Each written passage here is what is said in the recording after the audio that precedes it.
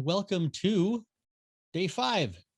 Yes, day 5 of Streaming Media East Connect. I lose track because this is our biggest Streaming Media Connect event that we've done out of 4 so far. We've had and will have a total of 33 panels and presentations this week, Monday, and then on Tuesday, we have the Content Delivery Summit.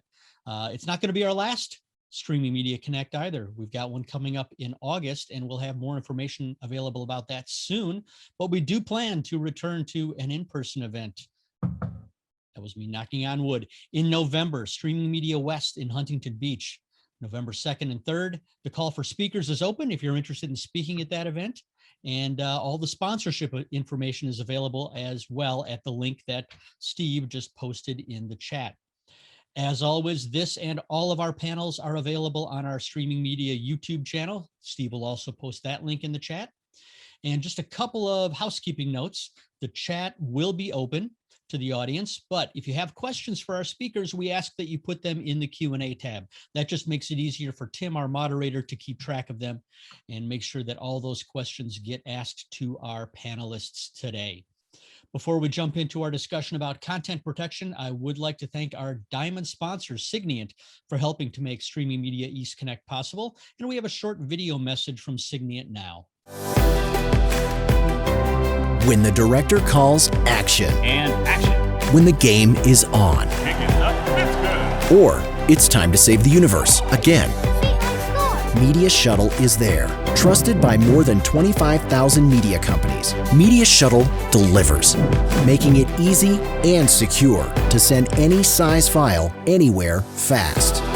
The journey begins with Media Shuttle portals, customized and branded for any project and designed to be so easy, your end users will love it. All while giving operations teams complete control through a simple yet powerful admin interface. Add users, set permissions, customize file delivery specs, and report on all activity. Blast off with proprietary acceleration technology. Media Shuttle moves your content anywhere in the internet-connected world at hyper speeds. Along the way, your files are protected. Our commitment to enterprise-grade security has made Media Shuttle a preferred tool with Hollywood studios, major sports leagues, broadcasters, and more. With Media Shuttle, your files are never handed over to Signient. File movement is orchestrated between the end user's workstation and your storage, whether on-prem or in the cloud.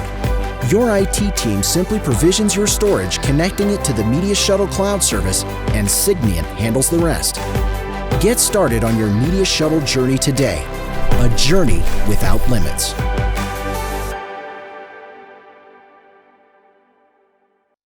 I would also like to thank the sponsor of this panel, Intertrust, particularly the Intertrust DRM division. And, you know, as we put this panel together on protecting your content and your customers, we reached out to about 20 different potential speakers. And we found something that disappointed but didn't necessarily surprise us, is that we could find plenty of people who wanted to talk about content protection, but the companies they work for didn't necessarily want them to. I guess it's no surprise that companies are keeping their content protection strategies close to the vest and don't want to share too much or risk sharing too much. But as OTT consumption grows, content protection is at the top of everyone's minds. And so I know we're going to have a great discussion with Corey and Ali and our moderator, Tim, steering the ship. So Tim, I'll pass over to you now.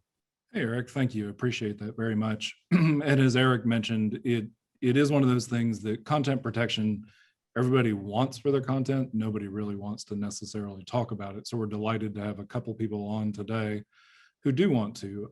Ali, since you're the sponsor of the session, go ahead and introduce yourself. Tell us a little bit about Intertrust DRM solutions. Thank you, Tim. So hi, everyone. This is Ali Hodjat. I'm responsible for product marketing of media and entertainment solutions at Intertrust. It's great to be here. This is my, I think, fourth panel with the streaming media. Very exciting. And thank you for Eric and the team to put all these panels together. Intertrust has multiple divisions, but one is really focused on media solutions, and that's where I'm part of it. And we basically offer a set of security suite to protect content and support anti-piracy services. So a multi-DRM platform, a cloud-based multi-DRM platform for streaming services, and anti-piracy services, including content monitoring and forensic watermarking services. We do offer a broadcast security solution for broadcast TV, and also application shielding or application protection solutions, which are very hot today. Well, again, I'm happy to be here and talking to you, Corey, and yeah, exciting. We're delighted to have you. Corey, so tell us a little bit about your company. So I'm Corey Smith, Director of Live Operations for Activision Blizzard Esports. I run a technology group within Activision Blizzard King as our parent company. We are in charge of all of the technology stack for end-to-end broadcast. So all of the esports you see on YouTube and BlizzCon and all of the other things that the company does throughout the course of the year. Most likely my team has had some kind of touch or pulse on that broadcast. And so it's everything from cloud construction of shows, from switching and routing to distribution, to digital rights, to ad insertion technology, to single acquisition from venue. In this case, these days, it's acquisition from people's homes and living rooms and whatnot, but it is what it is. So happy to be here. I'm sure production's changed quite a bit from that standpoint with having to pull from multiple people's homes. So a quick question for you, Corey. Why is content protection becoming more and more relevant in the industry today and as a whole? Well, I think that as you could kind of see, all of the online streaming platforms really had to really bolster their business proposition over the last year and a half of the pandemic. We weren't going out and about to movie theaters. We weren't spending time at our friends and neighbors. We weren't spending a lot of time, doing other social activities that we've been so used to doing, forever, right? And then all of a sudden, you can't go anywhere. There's nowhere to go to, even if you were to leave the house. You can go get gas and groceries and stuff like that, but there's no entertainment value there. So all of the shift to online and the streaming entertainment completely going bonkers, you see a much more emphasized approach of we need to get our content out there. It may be first run type stuff because movie theaters aren't open and everything else. So we do need to protect that content. We have rights holders that we need to hold ourselves accountable for. And so that, the DRM explosion kind of happened, pretty organically, but it was the big shift of, our entire way of human nature completely changed. It's interesting that you say that about not going to movie theaters, because ultimately what we've seen is the content as streaming has become even more and more valuable, therefore more reason to protect. Ollie, what do you want to add to that? Why is there a bigger need these days? Right. So, Corey is absolutely right. And just to add to that, obviously the streaming platforms have to protect their service revenue, and they have to protect the value of the assets that are streaming to the consumer. So at the same time, they have to reduce subscriber churn, and they have to actually mitigate risk against piracy. So as the online consumption is growing up, the piracy landscape is growing as well. So that's a big factor. And it's a little different from traditional broadcast when you look at the streaming, because technically there's many options for the content. There are many devices that can consume the contents. You can consume the contents at different locations. That ultimately generates actually a larger surface attack for hackers to really attack and really attack the revenue of the service providers. So service content protection in our mind has to be part of the actual service protection. As you start building your service, your streaming service, you have to think about how you're protecting your service, and protecting the content and your target devices is part of that strategy. And you don't want to be caught off guard as basically get alerted when there is a leak. You want to be able to monitor the illegal activity throughout your video chain and be proactive rather than reacting to the kind of piracy afterwards. Well, and you mentioned surface area, and I think that's a really important point, because the only way to, say, hack a movie in a movie theater is to bring a camera in with you. The only way to hack broadcast TV is to retrans. But in this particular scenario, with so many different apps and that kind of thing, it really makes it much easier for hackers to get access to surface area. Absolutely. So what about multi-DRM strategies? I mean, gone, it seems, are the days of single CDNs, and I guess it's sort of natural to look at it as moving beyond just single DRMs, but is there a need for multiple DRMs? Yes, absolutely. And that's really because of the fragmentation in the devices and the operating systems, right? Consumers, obviously, as we said, wants to watch their content on every device. That includes Android, iOS platforms. That includes all the different type of browsers. And again, the DRMs are natively integrated on many of the OS platforms. So when you look at Chrome or Google browsers or Android devices, they already come with Widevine DRM natively integrated. And when you look at other devices like Apple, iOS or Safari, they come with FairPlay streaming DRM natively integrated. And the same thing with Microsoft and PlayReady. So suddenly, in order to reach all the different type of devices, you have to support the different DRMs. And multi-DRM is really like no-brainer for every streaming service provider. Corey, do you all, from an Activision standpoint, use one DRM or multiple DRMs to the points that Ali was making? We use a single DRM provider today, but the provider allows us to reach, to Ali's point, all of the device ecosystems that we have to manage, and because of the diversification of that, landscape of technology between browser, between actual machine hardware itself, or encode decode of the video paths and encryption, we have to be able to support multiple streaming formats as well. And so it kind of goes back to a problem with standards, right? Not necessarily a standards from a specific like innovation issue, but like an adoption perspective. Like you have one camp of hardware devices that uses a specific, DRM flavor and only uses a certain stream type. I think that from a scalability standpoint, that's going to continue to hamper our ability as broadcasters and storytellers to be able to build the best technology stack we can to deliver that message to this diverse ecosystem. MPEG dash, HLS, AV1, the battle between 265 and 264 over the course of the last 5 or 6 years, the licensing rights on codecs. It's all kind of hampering our ability to get beyond like the standards conversation to get to a device ecosystem that allows us to all interop together. That makes the cost of entry easier for us to manage and maintain.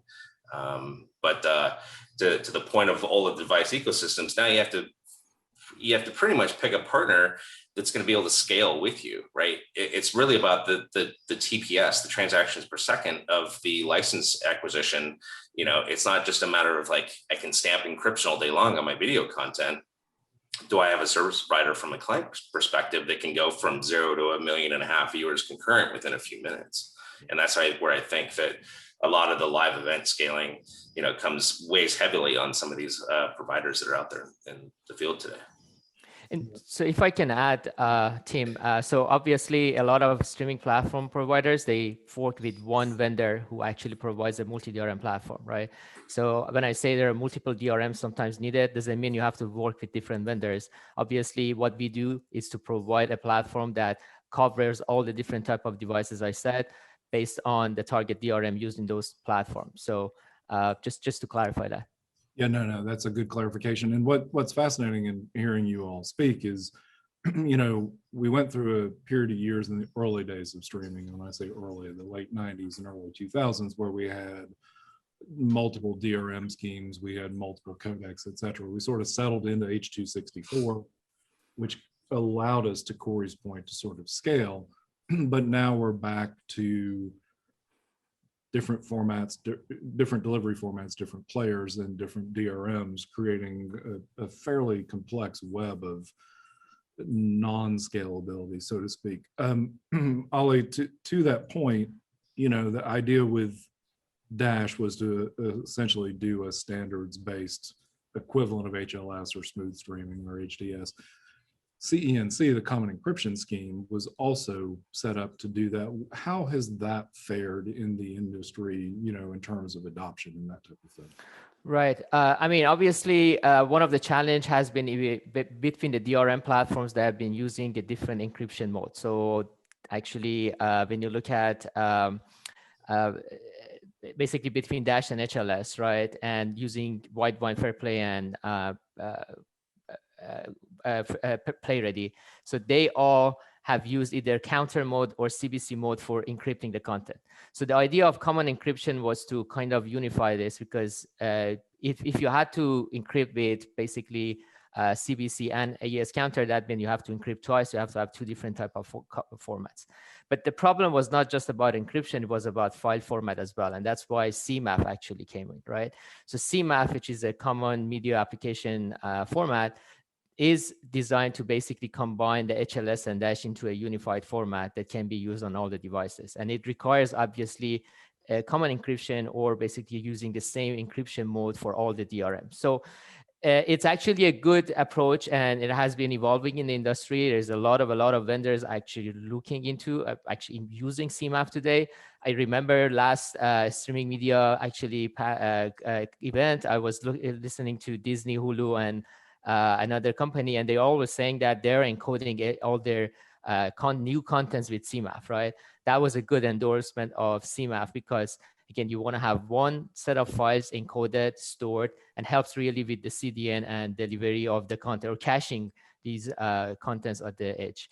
So yes, the industry is moving forward, but obviously devices have to support it. So that's the lagging part, and that's really trying to, I mean, the industry is pushing hard to have the devices support CMAF. And I mean, for some time, all the streaming providers are actually going to encode CMAF and other, you know, HLS and Dash formats, because they have to reach to the legacy devices.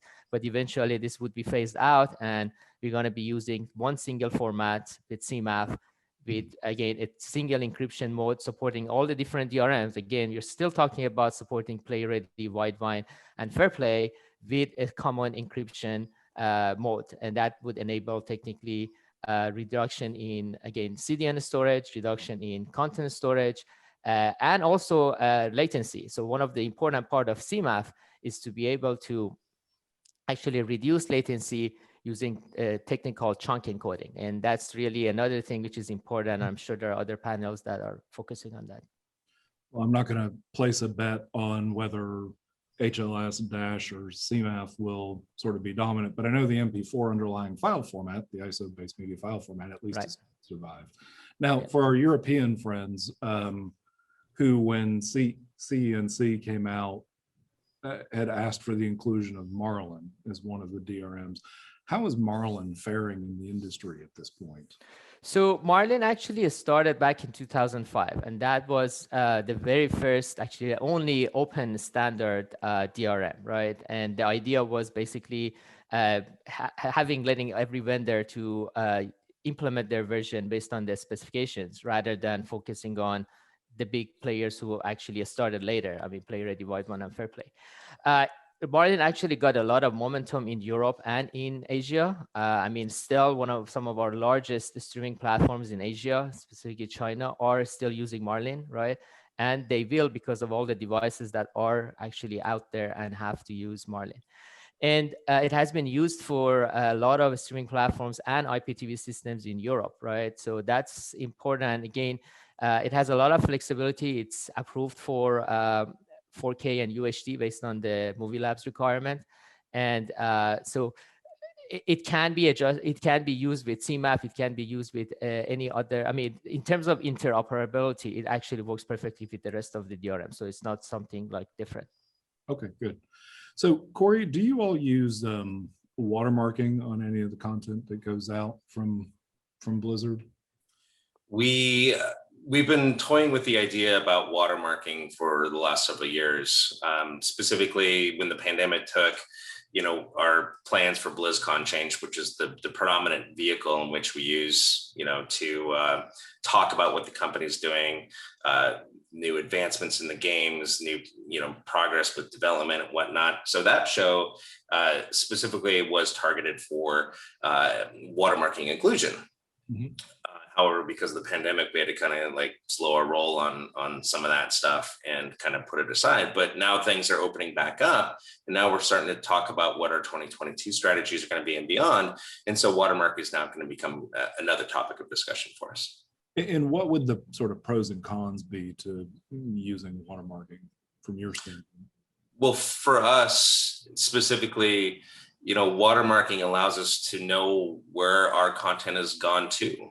If we're DRMing the content and we're, sending it out over these different video channels and different partners, we're limited by DRM to our distribution engagements. So, a company like YouTube or Twitch or Facebook that we generally do some of this BlizzCon streaming work too, doesn't accept our DRM. They do their own repackaging for us as part of their distribution method. So DRM doesn't really take into account some of those type of platforms, but when we're doing O&O, certainly DRM is a play. But we want to use watermarking in the future to figure out like where our content has not just necessarily leaked to as a definition, but we want to know who's actually interested in watching it, who's actually interested in reposting it in other places. So that allows us to actually take a different business approach of not like, the traditional, like, get legal involved and do all these takedowns, but really kind of like figure out like, hey, is there a gaming company somewhere else in the world that really wants to, deliver our content to their audience? And maybe they get 500,000, monthly average users. And we want to now stand up a licensing deal with these cats because now there's a rev share opportunity or some other kind of monetary finance vehicle that we can work out. So we can bring them in as a legit part of our distribution ecosystem as a partner and not necessarily looked at as a foe or somebody that's pirating our content. That's actually a really refreshing approach to it, being able to look at rev share instead of just completely squashing them. Ali, across the board, why is watermarking important for your customers, and what are some of the pros and cons in a broad part of the space? Right. Sure. I agree with Corey as well, right? So first of all, to Corey's point, DRM is really protecting the delivery of the content from the streaming platform to the subscriber device. Once the subscriber is actually consuming the content, the content is decrypted. From that point on, whatever happens to the content is not protected by DRM. And that's where really forensic watermarking comes to the play. So it's a complementary solution to DRM. And why? First of all, it's really a technology that helps you mitigate the risk of piracy.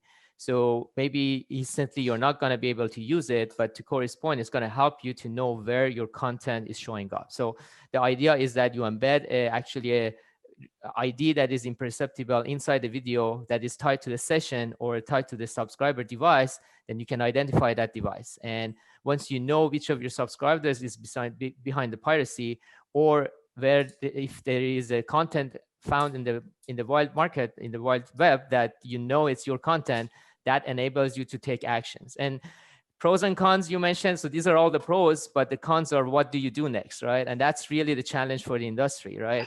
There's a lot of interactions or involvement from law enforcement needed if you are going to take actions. Or how do you turn this into revenue? That's the big question, right?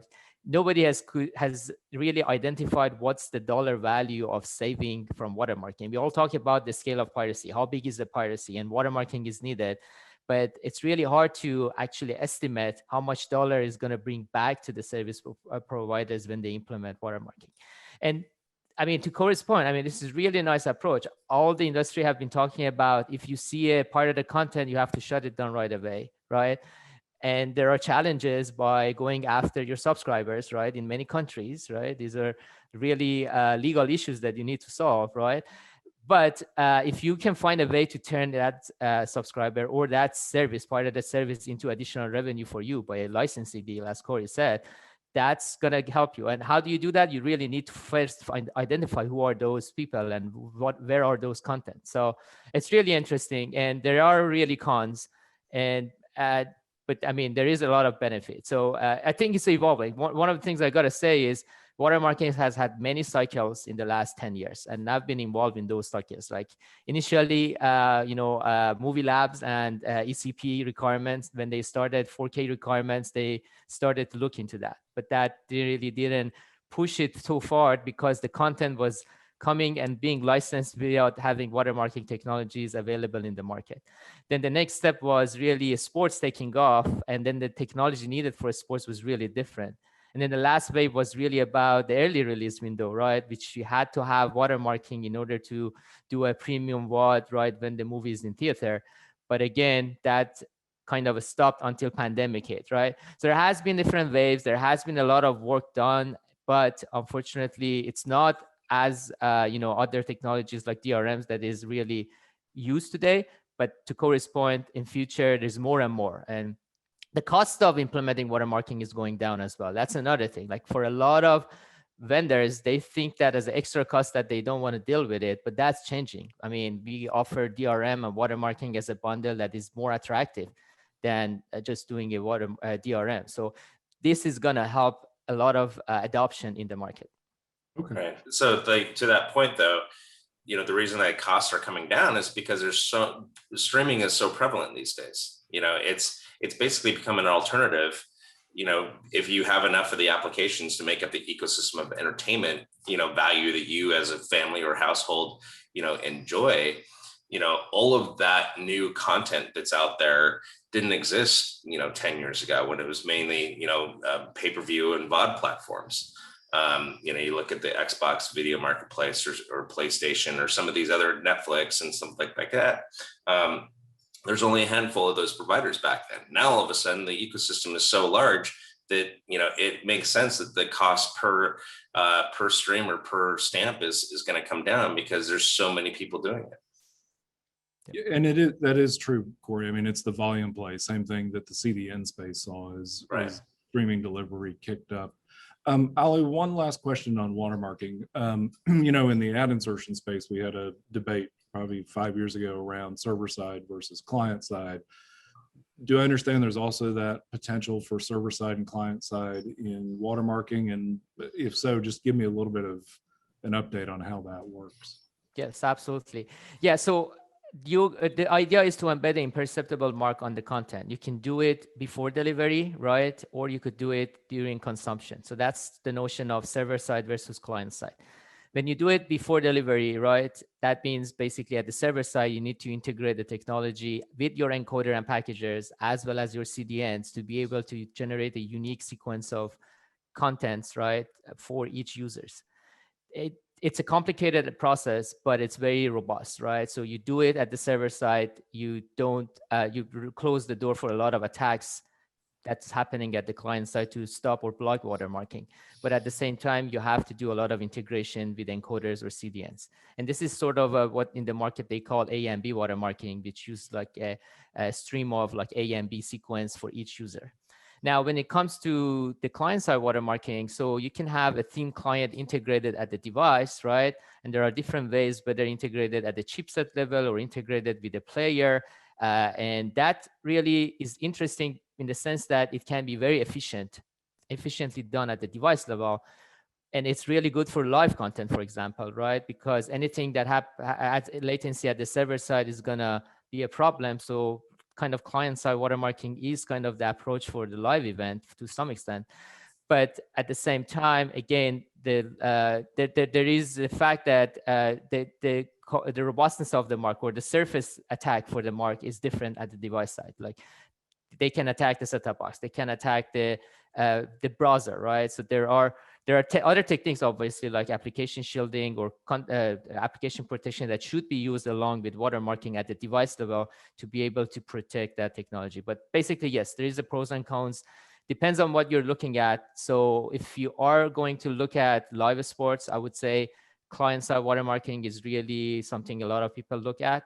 If you're looking at premium VOD or early release window specifically, the idea of the fact that the hackers have a lot of time, right? It's not like live event. So when they get the content, they have a lot of time to go and manipulate the content and attack.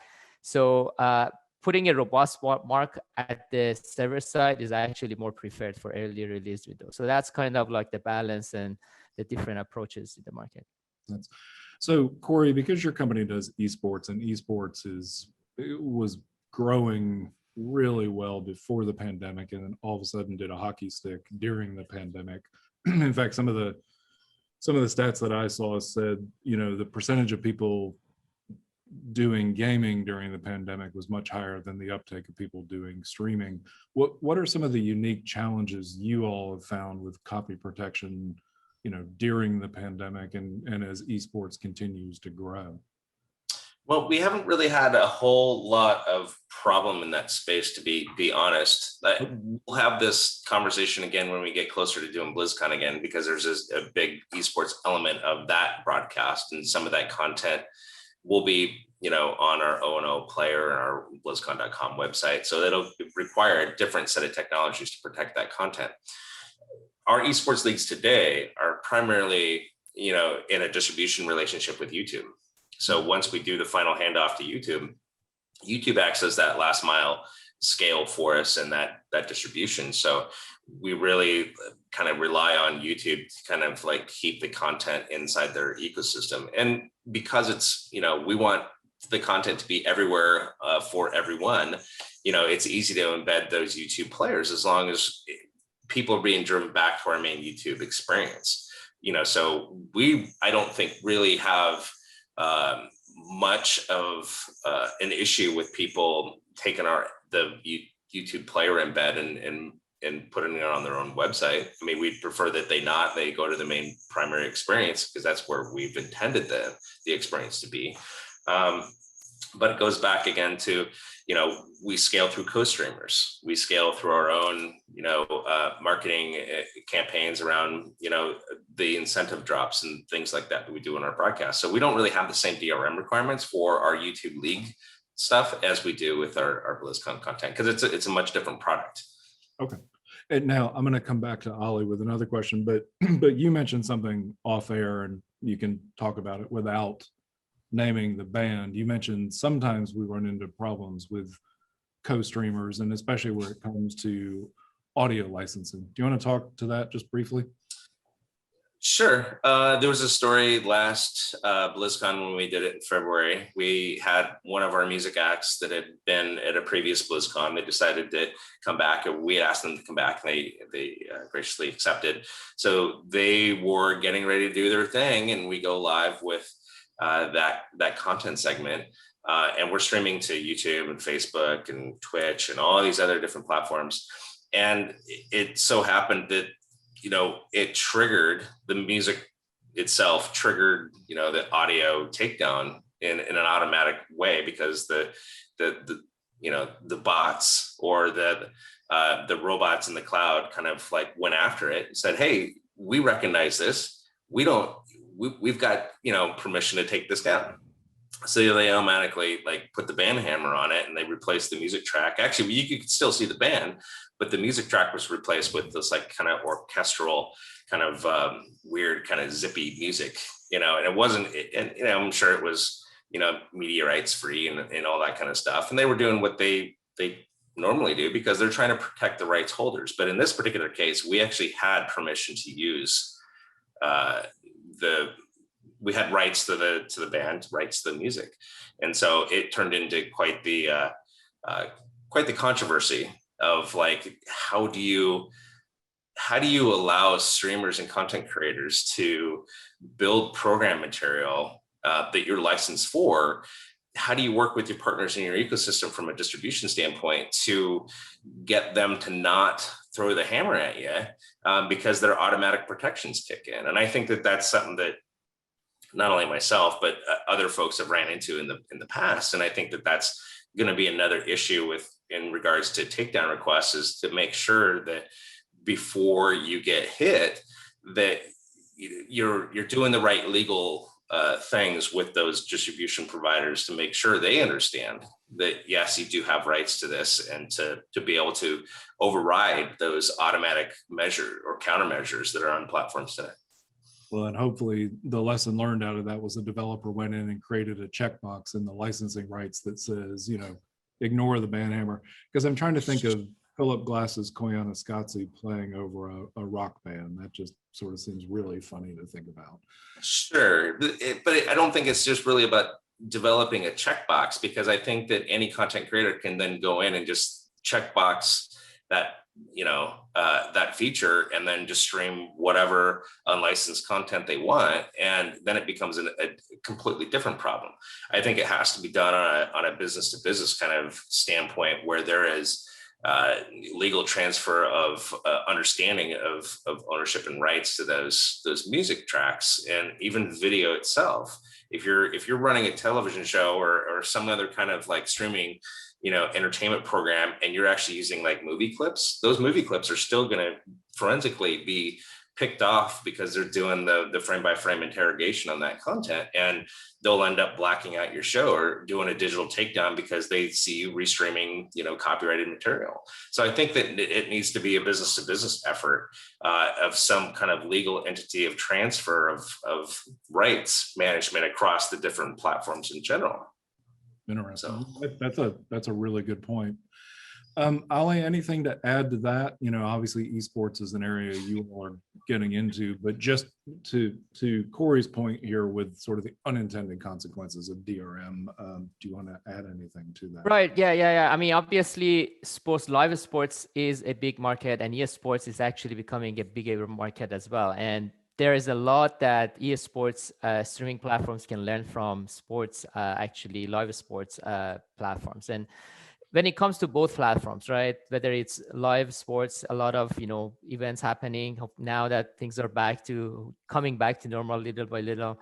There are two aspects which are very important. One is really about the scalability of the platform, and when it comes to content protection, whether it's the DRM or a watermarking service, having the scalable kind of a cloud service, right, that enables meeting the peak demand in real time is important. Sports and esports is all about multi-millions of actually subscribers watching the content at the same time.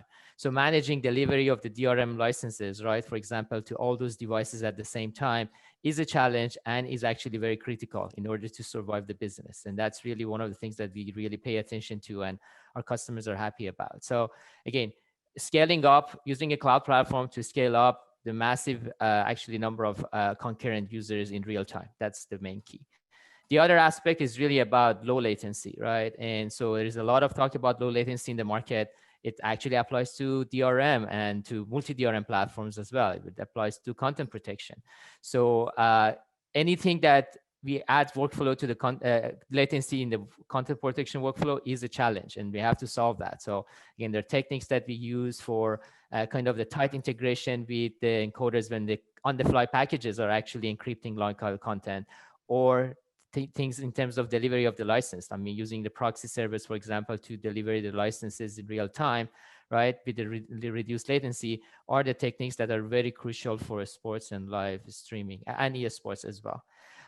One other thing that I want to mention, which maybe is a lot relevant to esports, also live sport, but in esports as well, is about the whole business model that relies on the streaming app. So the streaming app creates actually a attack surface, right? And there are multiple devices. So being able to protect the app itself, right? Whether it's about protecting the flow of the code, whether it's about protecting keys used for actually storing personal information, credit card information, or being able to actually block reverse engineering of the streaming app for either whether it's esports or any other streaming platform.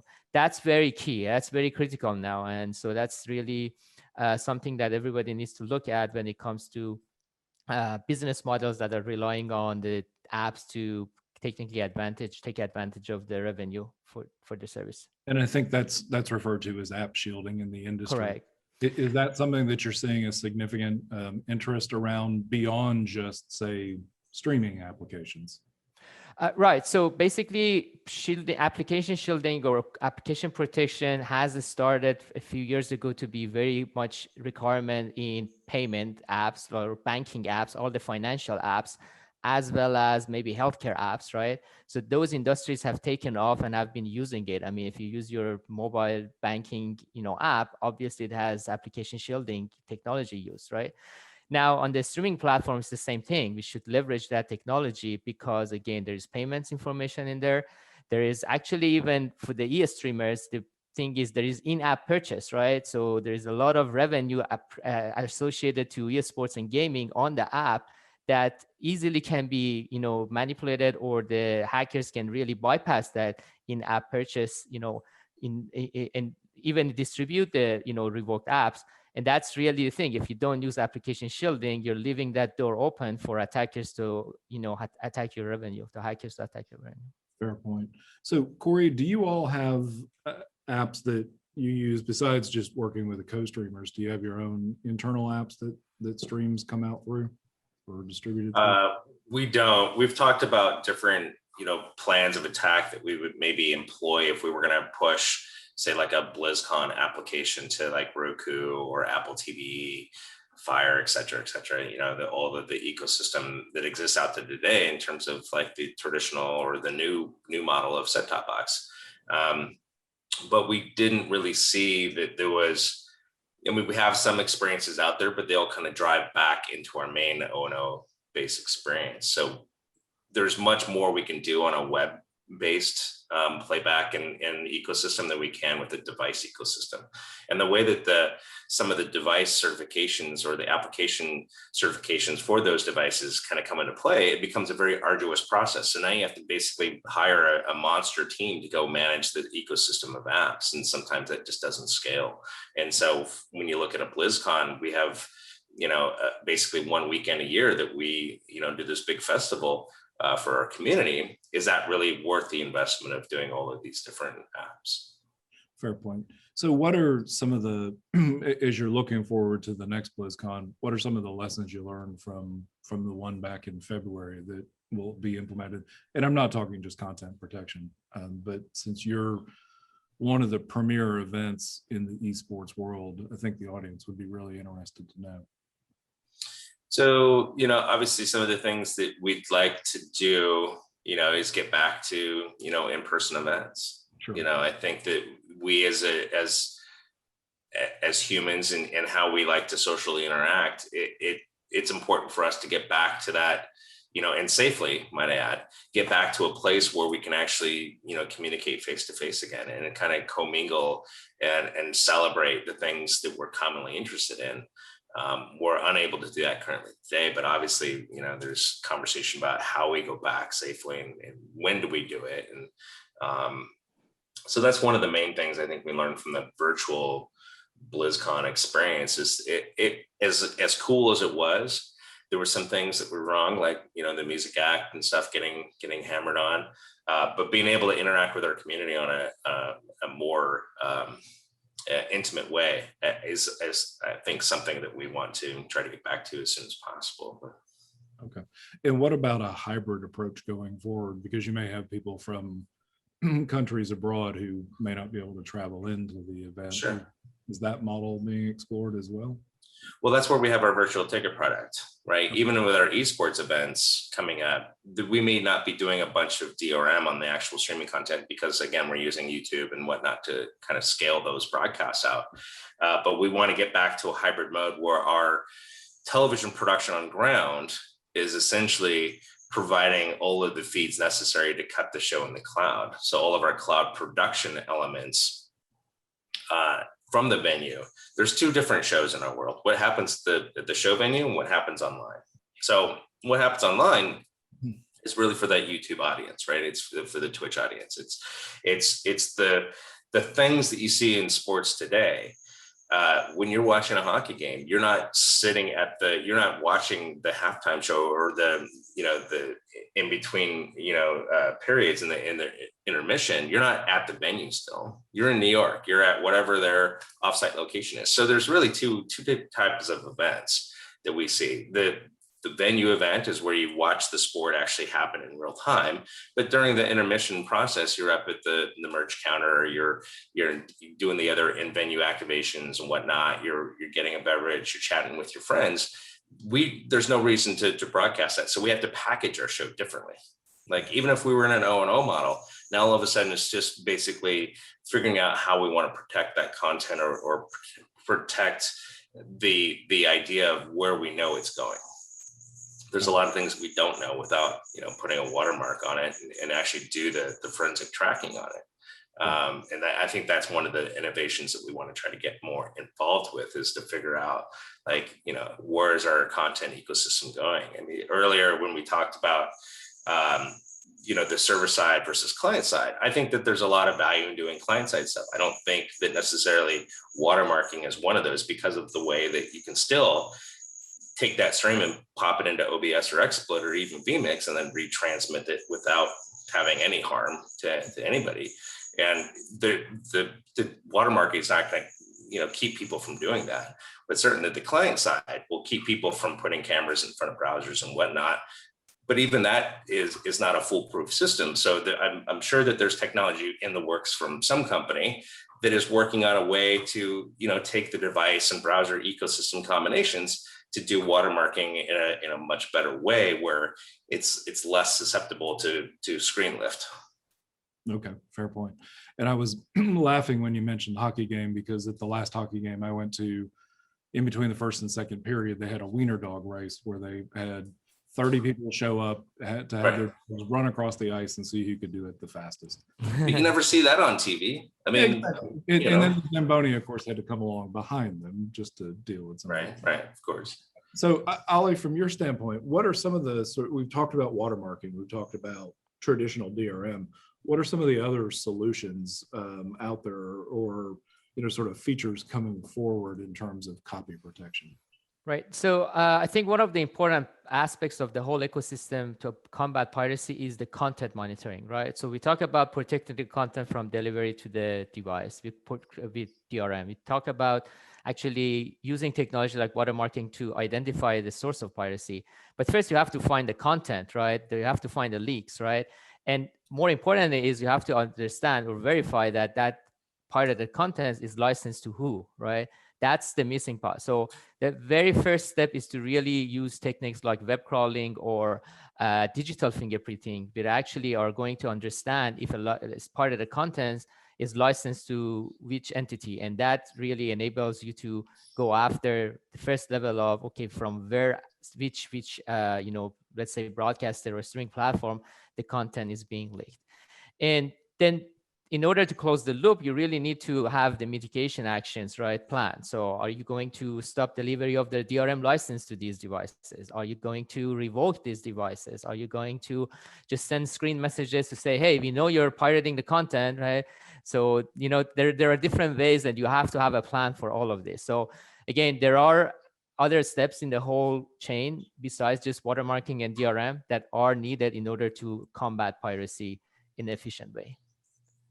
So we had a question from the audience and this is an interesting question. Somebody asked, what's the best option for premium VOD with limited watch times, such as, a 48-hour window? And they backed that up with making a comment that said they recently received a message asking us how much we would pay for the person not to leak the film. Any way to track that kind of thing. But I guess the bigger question is, when you're talking limited windows of time, what are some of the options to use when you're looking at premium VOD content? So in terms of streaming and the DRM technology, obviously DRM license has a lot of parameters to restrict access, including the duration of that content, right? So the way that the workflow works is basically the devices are authenticated using tokens, and these tokens are basically based off how the DRM licenses keys are refreshed, right? So you can actually set a DRM license to be valid only for a period of time. And that's really what you would need here for a premium VOD. And at the same time, they're key refreshing, right? By just when you set, when the token is valid and it's not expired, there's a request for new DRM licenses throughout the content. And that really enables generating new keys for every pieces of the content or for every replayback of the content. So you sell the VOD for the first time, right? The license can be valid for a certain period of time. Okay. I hope that answers, but that's Yeah, one no, of I think that doesn't. So I think one of the things I heard you say there is making sure that every time somebody wants to rewatch the content, even in that 48-hour window, issuing a exactly. new, okay, Right. good. So I guess we're coming down to the end here. We've talked about surface area, we've talked about app shielding and that kind of thing. Just sort of give us a quick overview or recap of some of the common attack modes that are used within the piracy ecosystem. I think there's just a few things to mention here. One of the important one is obviously the leaks a lot of time is happening from HTTP splitters. We see that basically because previous versions of HTTP has been hacked, right? And there are a lot of devices out there in the market that are not using the latest HTTP version, right? There is actually a setting in DRM licenses with output control to limit the usage to a specific HTTP version. But a lot of service providers won't do enforcement to the latest version because that removes a lot of devices out of the access to the content. And therefore, it opens the door for professional hackers to actually use the HTTP stripper devices to grab the content in real time from HTML link and retransmit it through the origin server. So that's one of the angles that needs to be considered, right, for blocking. That's really a way of, surface for the attack. Now, the other thing which is really interesting is how these professional pirates are actually offering a service. They actually do offer an online discounted service, right, which is more attractive than the legal platforms. It has a portfolio of different contents, whether VOD or live, and it comes with a very professional made program guide that a lot of people actually make mistakes. So is it illegal or is it illegal, right? And they actually even get ad revenue because a lot of online ad networks confuse them or mistakes them with the legitimate, platforms. So that's the other thing. I mean, having the right content, actually bundle of contents that are more attractive with the right pricing is a way to actually reduce piracy. That's one of the things to consider. And the other aspect that a lot of piracy is happening from an open software platform based on, it's called Kodai boxes. It has been a lot of research that even in US, 95% of piracy is from the Kodai platforms. And that's really another aspect that, again, the software can be downloaded on many devices and enables really actually accessing a different content from portfolio of different content owners. And that's, again, another, common attack that we see in the market. It's interesting that you say that about the HDCP splitters, because I've worked in the professional AV space where we, install system in corporate boardrooms and like that. Those companies will actually pay a licensing fee to be allowed legally to create, as you say, a splitter. There's a legitimate use for it, but I hadn't really thought about the fact that somebody could essentially use that to strip and do a retrans. So exactly. Corey, what since we're at the end here, any additional thoughts you want to add, or anything you sort of see from a copy protection standpoint going forward that your company is going to be looking at? Not specifically that I haven't already kind of addressed or talked to at the moment. I think that the technology is going to get better. I hope that at some point down the road, we get to kind of this world of, common media format actually working on devices. I think, though, that when you look at, where Dash is available and where HLS is available and how the common encryption mechanisms work across those two streams, like a world of CMAF is great, but, at the end of the day, you still have the device manufacturers that are still, they have their patent attorneys and everybody else, and they all want their individual, rights in terms of their ecosystems, so Google and Microsoft and Apple and all these other companies, if we were able to kind of come together as an industry and be able to kind of coalesce, because if I could get one browser across, 5 different or 4 different devices, to have the same encryption and have the same video stream, it certainly simplifies my architecture and my operations, right? Yeah. But I don't know that we'll ever really get to that world, because Apple's got another visionary idea how they keep their phones secured, and Google has their thing, and the device manufacturers will vary depending on where you're at in the world. So I don't know that we'll always get to common ground, but I hope that that's part of the future conversation. Now, I think you and Ollie mentioned something to me during our session the other day called Speak. Is that I can't remember if that was you or Ollie who talked about that as sort of a new encryption solution. That was Ollie. Yeah, no, so that's more about interoperability between different encoder vendors and the multi-DRM platforms, right? So this is, there are two actually aspects of it. One is CPIX, which is a content protection information exchange format. That's really part of -IF, and that's really defining a format for exchanging information between multi-DRM platforms and encoder vendors. So it's a standard, and that's the goal is here basically. Multi-DRM platforms or encoder packages should not use a custom interface, then they cannot scale, right? And we have to avoid vendor lock-in when there's one integration. You want to actually have flexibility to choose different encoder packages or multi-DRM platforms. So the industry is trying to solve that using CPIX, technically a standard. A variation of CPIX or a subset of CPIX, which has originally actually proposed by AWS, is called Speak. That's actually secure encoder and packager key exchange. That's really the standard to really deliver content keys from multi-DRM platforms to the packagers. And that's evolving at the same time along with the Speak, and they're converging. So the new version of Speak is going to match the latest version of CPIX 2.3. So that's kind of the important piece.